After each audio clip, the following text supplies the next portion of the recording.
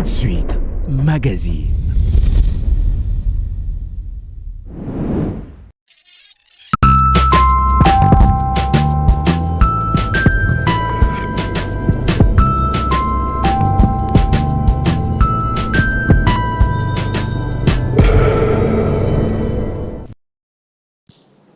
Bien-aimés frères et sœurs, partout où vous nous recevez, partout où vous êtes connectés avec nous en ces jours, je vous prie de bien vouloir recevoir nos fraternelles, amicales et même respectueuses salutations dans le saint nom de notre Seigneur Jésus-Christ. Dans le cadre de cette émission que dit la Bible, nous avons l'immense plaisir, l'honneur de vous exposer, de vous parler aujourd'hui d'un thème qui est vraiment d'actualité, c'est le retour de Christ. Notre réflexion de ces jours va se baser déjà sur cette écriture de Jean chapitre 14, verset 1er, que je vous invite déjà à prendre. Jean chapitre 14, verset 1er. Le Seigneur Jésus lui-même dit que votre cœur ne se trouble point. Croyez en Dieu et croyez en moi. Il y a plusieurs demeures dans la maison de mon Père. Si cela n'était pas, je vous l'aurais dit. Je vais vous préparer une place. Et lorsque je m'en serai allé et que je vous aurai préparé une place, je reviendrai et je vous prendrai avec moi afin que là où je suis, que vous y soyez aussi. Que le Seigneur ajoute de riches bénédictions à la lecture de sa parole. Que votre cœur ne se trouble point. Certes, il y aura des événements, il devait y avoir des événements qui devaient troubler, mais le Seigneur, lui, il exhorte déjà son peuple que nous sommes en disant que votre cœur ne se trouble point. Croyez en Dieu et croyez en moi. Il y a plusieurs demeures, il y a plusieurs maisons. Que dis-je? Il y a plusieurs demeures dans la maison de mon Père. Si cela n'était pas le cas, je vous l'aurais dit, je vais vous préparer une place. Et regardez qu'il y a un mot que je voudrais déjà épingler ici, c'est le verset 3. Lorsque je m'en serai allé, que je vous aurai préparé une place, je reviendrai, je vous prendrai. Le verbe prendre. Ce verbe nous ramène à Genèse chapitre 5, dans l'histoire d'Enoch. Genèse chapitre 5. À ce niveau-là, nous lisons ceci. Laissez-moi retrouver ça dans ma Bible. Genèse chapitre 5, le verset 24. Enoch marcha avec Dieu, puis il ne fit plus parce que Dieu le prit. Voilà ce verbe prendre. Il est question de l'enlèvement. Parce que Dieu le prit. Parce que Dieu l'enleva, parce que Dieu le prit. Ce que Enoch a expérimenté a été clairement présenté encore par l'auteur du livre des Hébreux, Hébreux chapitre 11. Hébreux chapitre 11, verset 5. C'est par la foi qu'Enoch fut enlevé, pour qu'il ne voie point la mort, et il ne parut plus parce que Dieu l'avait enlevé. Car avant son enlèvement, il avait reçu les témoignages qu'il était agréable à Dieu. Amen. Je vous prendrai, je reviendrai et je vous prendrai.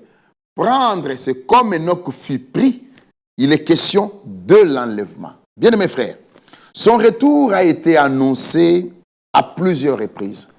Mais laissez-moi d'abord préciser ceci. Il y a plusieurs venues du Seigneur, mais il y a un seul retour. Et pour l'Église des nations, le Seigneur, il y a 3 venues du Seigneur. Le Seigneur est venu pour nous sauver, dans la chair donc. Christ était le Seigneur, le Dieu Tout-Puissant manifesté dans une chair humaine. Le Seigneur revient pour nous chercher. Il est question de ce retour dont nous parlons. Et le Seigneur viendra avec nous pour les milléniums.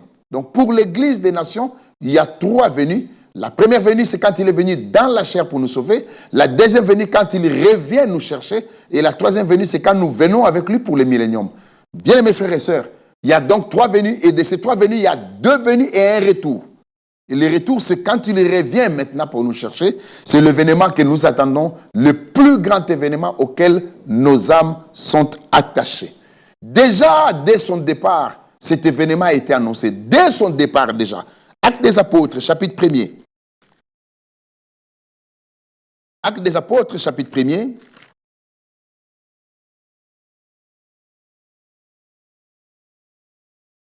Verset 10. Et comme ils avaient le regard fixé vers le ciel, pendant que le Seigneur s'en allait, voici 2 hommes vêtus de blanc leur apparurent. Et ils dirent, hommes galiléens, pourquoi vous arrêtez-vous à regarder au ciel? C'est Jésus qui a été enlevé au ciel du milieu de vous, viendra de la même manière que vous l'avez vu allant au ciel. Alléluia. Hommes galiléens, puisqu'ils avaient les regards fixés vers le ciel pendant qu'il était en train de monter, et puis il nuait le prix, et finalement il a disparu de leurs yeux. Et pendant qu'ils avaient les regards fixés vers le ciel, pendant que le Seigneur s'en allait, 2 hommes vêtus de blanc, 2 anges, leur apparurent en leur disant, hommes galiléens, pourquoi vous arrêtez-vous à regarder au ciel, à fixer, à regarder au ciel? C'est Jésus qui a été enlevé du milieu de vous, viendra de la même manière que vous l'avez vu allant au ciel. Déjà, il venait de partir. Il venait à peine de partir. Son retour est déjà annoncé. Bien mes frères, et plusieurs événements sont liés à ces retours, comme nous pouvons le lire dans Matthieu chapitre 24. Prenons quelques écritures dans Matthieu au chapitre 24. Comme Jésus s'en allait, c'est le verset 1er, au sortir du temple de Jérusalem donc. Ses disciples s'approchèrent pour lui en faire remarquer les constructions, mais le Seigneur leur dit, voyez-vous, tout cela, je vous le dis en vérité, il ne restera pas ici pierre sur pierre qui ne soit renversé. Il s'assit sur la montagne des Oliviers, vis-à-vis du mont du temple. Et les disciples vinrent en particulier lui poser cette question. Dis-nous, quand cela arrivera-t-il? Donc, l'événement annoncé qu'il ne restera pas ici pierre sur pierre. Les disciples lui posaient la question, quand cela arrivera-t-il? Et quel sera le signe de ton avènement? Et quel sera le signe de la fin du monde? Une seule question, mais qui avait 3 volets. Quand est-ce que le temple de Jérusalem sera détruit? Quel sera le signe de ton avènement? Et quel sera le signe de la fin du monde? Et à partir du verset 4 jusqu'au verset 51, le Seigneur a donné des réponses à ces 3 volets de la question. Mais maintenant, il est question d'entrer par la conduite, sous la conduite de l'Esprit, dans ces versets pour savoir à quoi se rapporte chaque écriture, à quel volet de la question se rapporte chaque écriture, puisque la réponse a été donnée de manière, comme on le dit, pratiquement en vrac. Mais il faudra savoir, ces versets se rapportent à la destruction de Jérusalem, ces versets se rapportent à l'avènement du Seigneur, ou ces versets se rapportent à la fin du monde. Puisque là, il est question aussi, il est peut-être nécessaire aussi de préciser que l'avènement du Seigneur, le retour du Seigneur est différent de la fin du monde. Bien mes frères, au sujet du temple de Jérusalem déjà, vous verrez qu'il est écrit au verset 15 par exemple. C'est pourquoi lorsque vous verrez l'abomination de la désolation dont a parlé le prophète Daniel établi en lieu saint, que celui qui lit fasse attention. Alors que ceux qui seront en Judée fuient dans les montagnes, que celui qui sera sur le toit ne descende pas pour prendre ce qui est dans sa maison, que celui qui sera dans le champ ne retourne pas en arrière pour prendre son manteau. Malheur aux femmes qui seront enceintes et à celles qui allaiteront à ces jours-là. Priez pour que votre fuite n'arrive pas en hiver, ni un jour de sabbat. Alléluia. Bien-aimés frères, il y a la prophétie dans ces écritures que nous venons de lire et il y a l'instruction liée à la prophétie. Cette dimension échappe à plusieurs. Dans plusieurs prophéties que le Seigneur a données dans les Écritures, il les a fait accompagner des instructions pour que celui qui lit la prophétie ou qui connaît la prophétie, qu'il sache à travers l'instruction quel est le comportement à afficher quand l'événement est sur le point d'avoir lieu ou quand l'événement a lieu. Luc 24 dit, annonce des choses liées à son retour et l'instruction qui est donnée, que vos cœurs ne s'apaisantissent pas par les excès de manger et de boire ou par les soucis de la vie. Pierre dit, la fin de toutes choses est proche, c'est l'annonce. L'instruction qui s'ensuit est la suivante, soyez sages et sobres pour vaquer à la prière. Bien-aimés frères, il y a des prophéties qui ont été données, il y a des instructions liées à ces prophéties qui ont été données. Tout le monde s'arrête à la prophétie, mais les élus vont plus loin. Ils vont plus loin que la prophétie pour chercher à comprendre quelle est l'instruction liée à la prophétie et quel est le comportement qu'il faut afficher quand la prophétie est sur le point de prendre place ou de s'accomplir. Ainsi, ici, l'instruction de l'heure était quoi? Que celui qui sera sur la montagne ne rentre plus dans la ville. Que celui qui sera dans la ville sorte. Que personne ne cherche à prendre son manteau.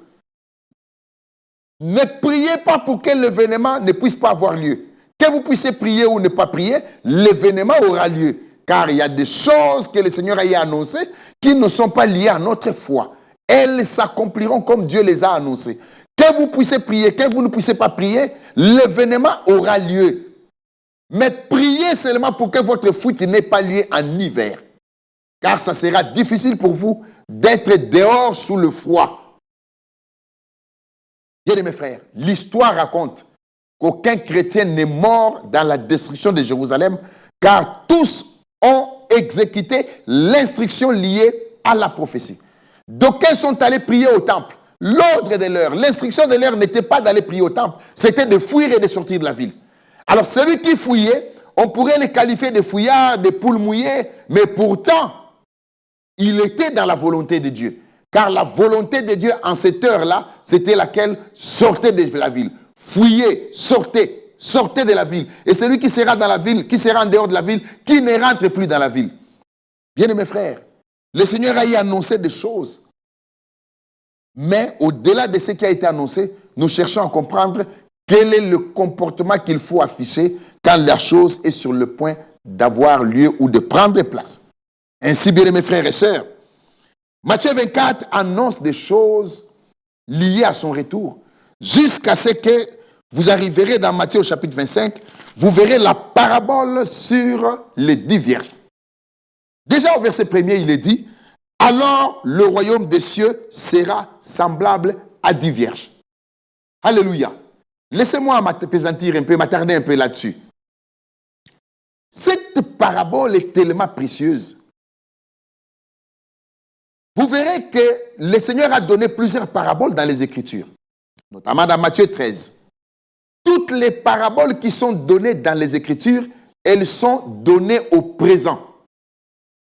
Le royaume des cieux est semblable à un homme qui sortit pour jeter la semence. Le royaume des cieux est semblable à tel, à un maître de maison qui a organisé un festin. Le royaume des cieux est encore semblable. Le royaume des cieux est encore semblable. Matthieu 13, regardez, peut-être que c'est mieux qu'on le lise. On va prendre quelques écritures là-bas pour ne pas traîner. Regardez.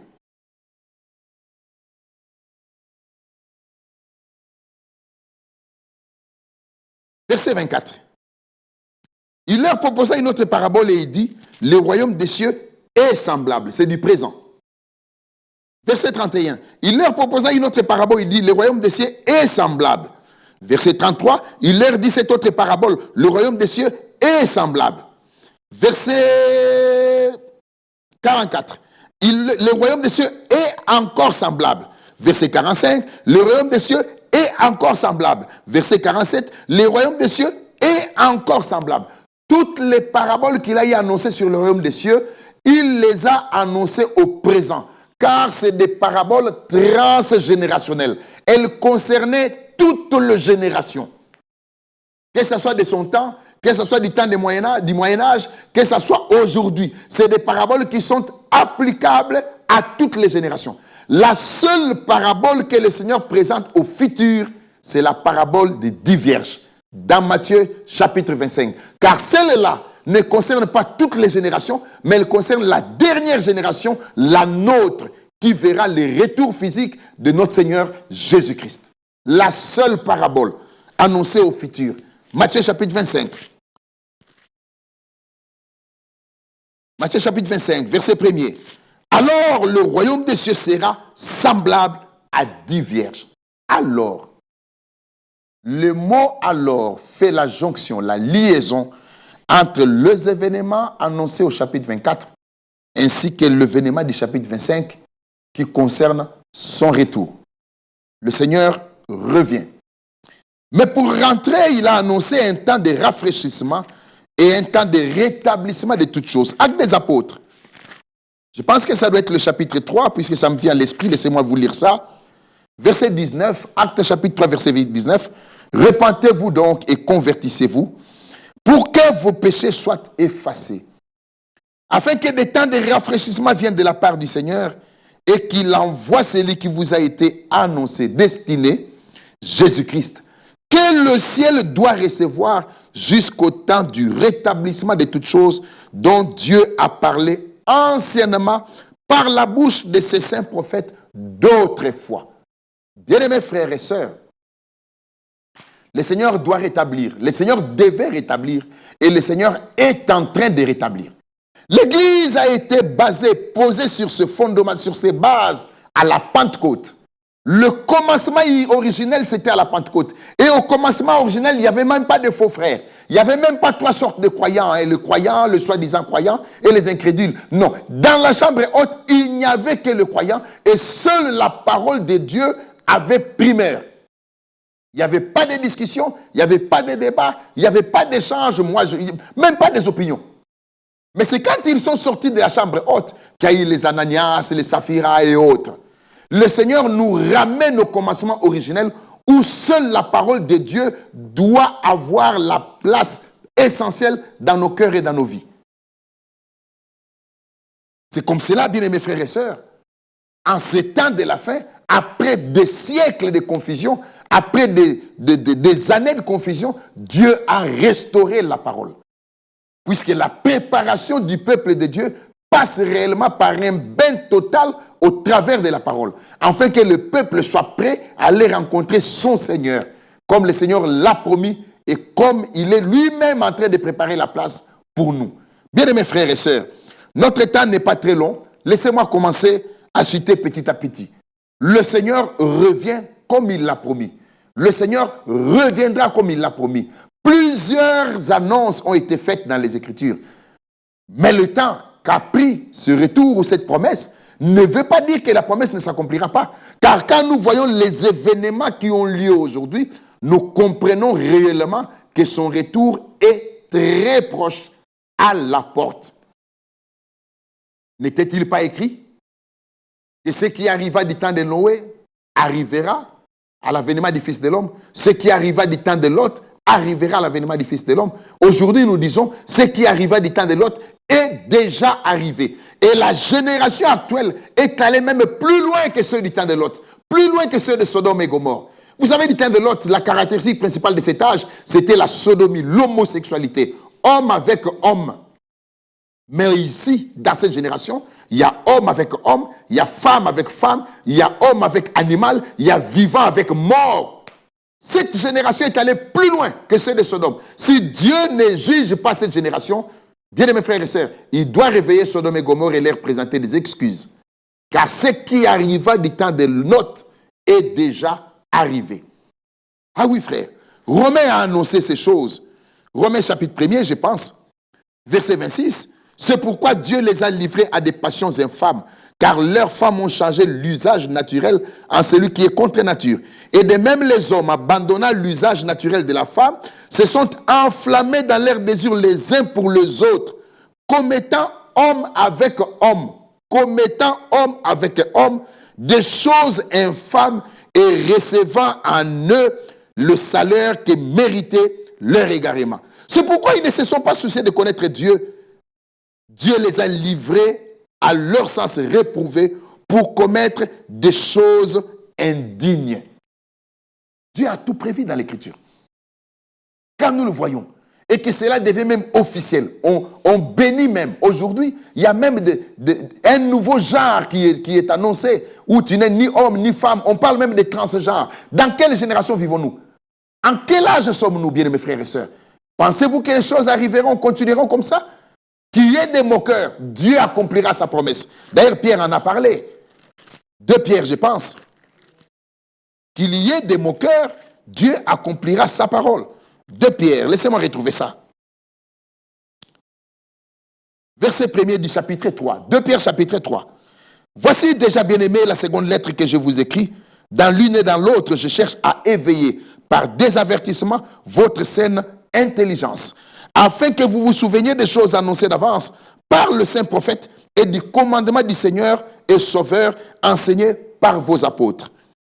Sachant avant tout que dans les derniers jours, il viendra des moqueurs avec leur raillerie et marchant selon leur propre convoitise. Ils disent, où est la promesse de son avènement? Car depuis que les pères sont morts, tout demeure comme dès le commencement de la création. Ils veulent ignorer en effet que les cieux existèrent autrefois par la parole de Dieu, ainsi qu'une terre tirée de l'eau et formée au moyen de l'eau.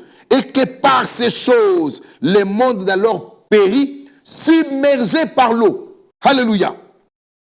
Mais par la même parole, le ciel et la terre d'à présent sont gardés et réservés pour le feu, pour le jour du jugement et de la ruine des hommes impies.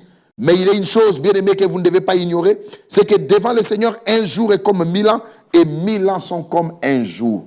Il y a 2 millénaires qui viennent de passer. 2 millénaires. Donc 2 jours qui viennent de passer. Dans la parabole du bon samaritain, les hommes s'attardent sur le côté philanthropique. Mais laissez-moi épingler le côté prophétique. Le bon samaritain a donné 2 deniers à Lot en lui disant, garde-moi cet homme, prends soin de lui, et ce que tu dépenseras de plus, je te les rendrai à mon retour. Pas à ma venue, mais à mon retour. Bien mes frères, le salaire moyen journalier d'un ouvrier, d'un fonctionnaire en Israël, c'était 1 denier. Souvenez-vous de la parabole des ouvriers de la dernière heure. Je crois que c'est dans Matthieu. Chacun a reçu 1 denier comme salaire de la journée. Alors si cet homme, ce bon samaritain a donné 2 deniers, il a donné la provision nécessaire pour 2 jours. 2 millénaires, afin que le Saint-Esprit prenne soin de l'Église. Bien mes frères, le Seigneur ne diffère pas, ne retarde pas l'exécution de la promesse comme quelques-uns le croient, mais il use de patience envers vous, ne voulant pas qu'aucun périsse, mais voulant que tous arrivent à la repentance. Verset 12. Attendez et hâtez l'avènement du jour de Dieu, jour à cause duquel les cieux enflammés se dissoudront et les éléments embrasés s'effondront. Mais nous attendons, selon sa promesse, de nouveaux cieux et une nouvelle terre où la justice habitera. Alléluia. C'est pourquoi, bien-aimés, en attendant ces choses, appliquez-vous à être trouvés par lui sans tache et irréprochable dans la paix. Ce verset 14 doit s'accomplir avant le verset 13. Avant le verset 13, où il est dit, nous attendons, selon sa promesse, de nouveaux cieux et une nouvelle terre, le verset 14 doit d'abord s'accomplir. C'est pourquoi, bien-aimés, en attendant ces choses, appliquez-vous à être trouvés par lui, sans tache et irréprochable, dans la paix. La même réalité est dans 1 Jean chapitre 3. Verset 1er, voyez quel amour le Père nous a témoigné pour que nous soyons appelés enfants de Dieu, et nous les sommes. Si le monde ne nous connaît pas, c'est qu'il ne l'a pas connu. Bien-aimés, nous sommes maintenant enfants de Dieu et ce que nous serons n'a pas encore été manifesté. Mais nous savons que lorsqu'il paraîtra, nous serons semblables à lui parce que nous le verrons tel qu'il est. Amen. Ça, c'est ce que nous attendons. le retour du Seigneur. Mais le verset 3 doit s'accomplir avant le verset 2. Que dit le verset 3? Quiconque a cette espérance en lui se purifie comme lui-même est pur. La préparation précède le retour du Seigneur Jésus-Christ.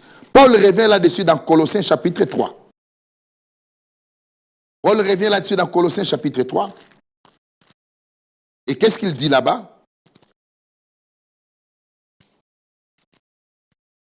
Verset 4 déjà. Quand Christ, votre vie, paraîtra, alors vous paraîtrez aussi avec lui dans la gloire. Mais le verset 5, qui doit s'accomplir avant le verset 4, faites donc mourir ce qui dans vos membres est terrestre. La débauche, l'impureté, les passions, les mauvais désirs et la cupidité qui est une idolâtrie. Ça doit être vécu aujourd'hui.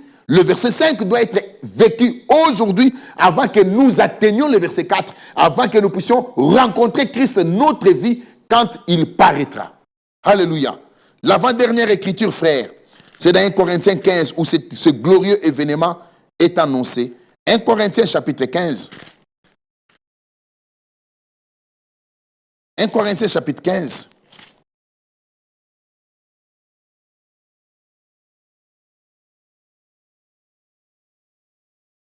Verset 51.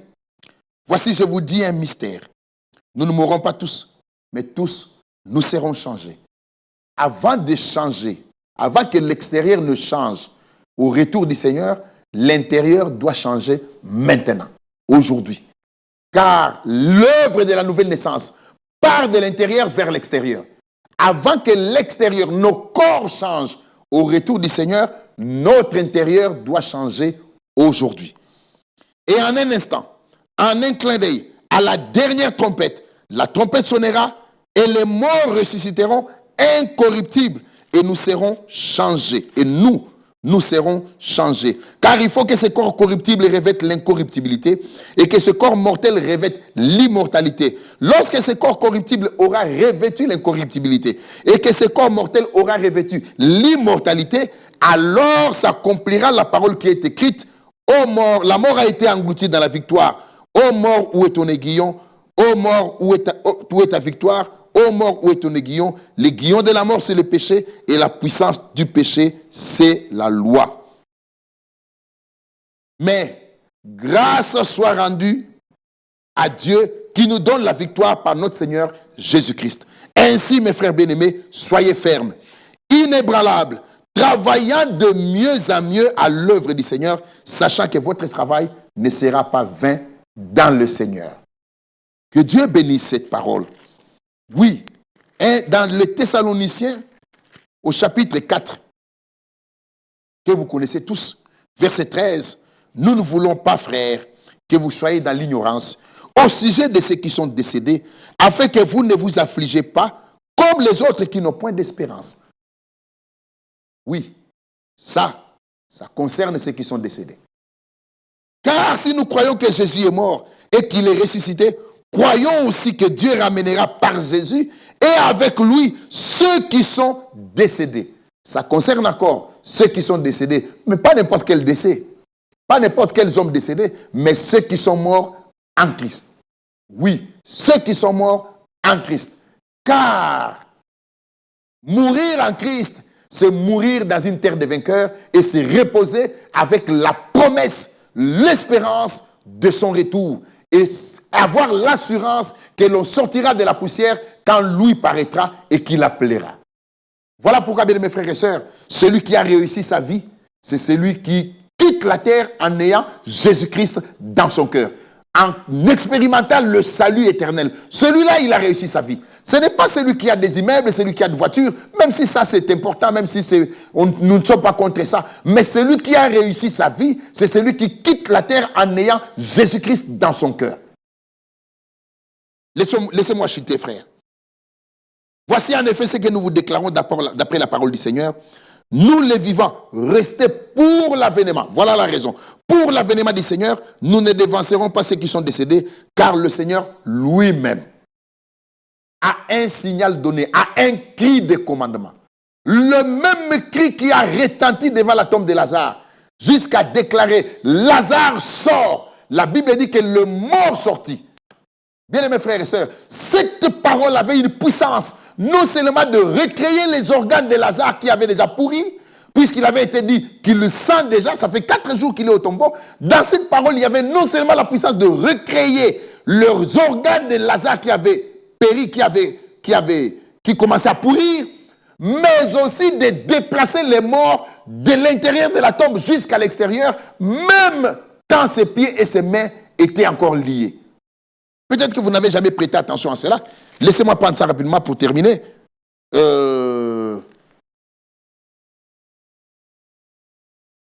C'est Jean, je crois, qui en parle. Jean chapitre 11, verset 43. Ayant dit cela, il cria d'une voix forte: Lazare, sort! Et le mort sortit, les pieds et les mains liés des bandes, et le visage enveloppé d'un linge. Le mort sortit, le visage enveloppé d'un linge, les pieds et les mains liés par des bandes. Mais la parole qui était sortie avait assez de puissance pour le prendre de l'intérieur de la tombe, le faire sortir à l'extérieur, quand bien même ses mains et ses pieds étaient liés. Car c'est à l'extérieur que Jésus dit: déliez-les et laissez-les aller. Ce n'est pas de l'intérieur de la tombe, mais de l'extérieur. Alors, si le Seigneur a fait ça de son vivant, bien mes frères et sœurs, aujourd'hui, à son retour, même ceux qui se sont endormis dans l'eau, dans le fleuve, dans le feu, dans n'importe quelle condition, bien mes frères et sœurs, quand ce cri de commandement retentira, ces corps reprendront vie. Ces hommes reprendront vie comme le Seigneur l'a assuré dans sa parole. Il n'y a pas que le cri de commandement, il y a la voix d'un archange. Bien mes frères et sœurs, quand des grands événements ont lieu, le Seigneur envoie des archanges. Gabriel est utilisé pour annoncer des grands événements liés au plan du salut de Dieu. Mais Michael, lui, est utilisé quand il est question du combat ou de la contestation. Là, c'est Michael qui est envoyé. C'est comme ça, vous avez vu, que l'Écriture dit que Michael combattra Satan jusqu'à le précipiter sur la terre. Le Seigneur, après avoir combattu le diable à Golgotha, et après avoir triomphé, le Seigneur ne combattra plus le diable. Il n'y a aucune écriture qui montre qu'il y aura encore un combat entre le Seigneur Jésus et Satan. Il n'y en a plus. Il a triomphé de lui une fois pour toutes à Golgotha. La Bible dit plutôt qu'il attend. Alléluia. Qu'il attend que ses ennemis soient mis à ses pieds comme marchepied. C'est ce qu'il attend. Le reste sera réglé par Michael et bien mes frères et sœurs. Le Seigneur ne combattra plus. Il a déjà vaincu une fois pour toutes. C'est comme ça que tout ce que l'ennemi fait aujourd'hui, c'est des coups qui n'ont pas d'effet. Le Seigneur l'a déjà vaincu une fois pour toutes. Il attend seulement que ses ennemis soient mis à ses pieds comme marchepied. Le reste, c'est Michael qui s'en occupe. Terminons. Le même Michael est celui qui a contesté avec le diable quand il était question du corps de Moïse. Celui aussi qui s'élèvera, comme ça a été annoncé dans Daniel chapitre 12, en faveur des enfants d'Israël. Et finalement, celui aussi certainement qui pourra lier Satan, comme cela est annoncé dans Apocalypse 20, à l'entrée du millénium. Donc, ce Michael ici, l'archange Michael ici, dont il est dit qu'il y aura la voix d'un archange. Et il y a le son de la trompette de Dieu.